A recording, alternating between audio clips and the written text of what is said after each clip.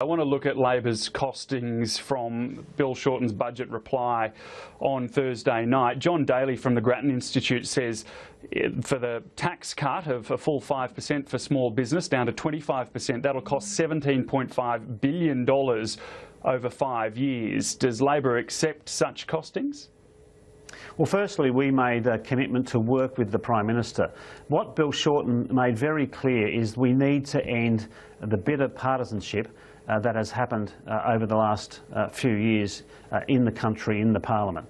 And his commitment was to work with the government to find a way to reduce the tax upon the 2 million small businesses in this country, which would provide, of course, that'd be much easier, though, wouldn't it, if you actually put forward a way to pay for those tax cuts, as Matthias Cormann just urged earlier?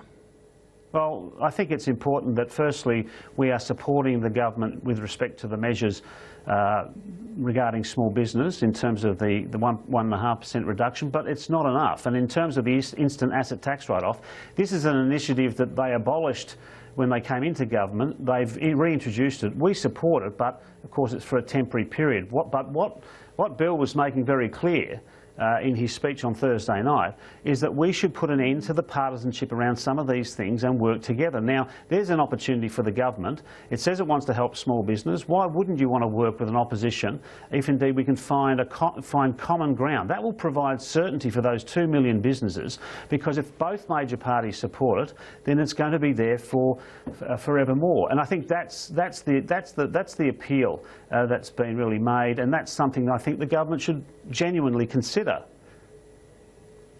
That's true, but again, how do we pay for it? Well, we can work through those things. And by the way, we don't, of course, accept some of the calculations made by others. We've made clear that the costings over the forward estimates would amount to $2.1 billion. But we're very happy to talk to the government. Now, I think people are sick and tired of fighting on every public policy ground.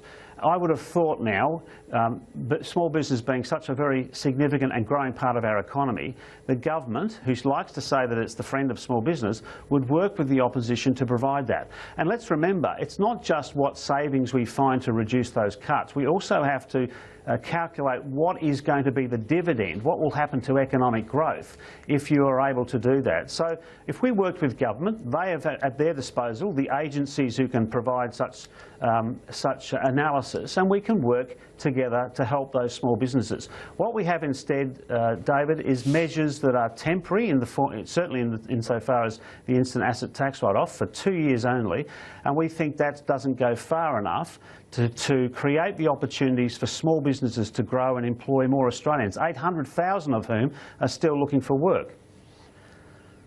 What about the HECS debt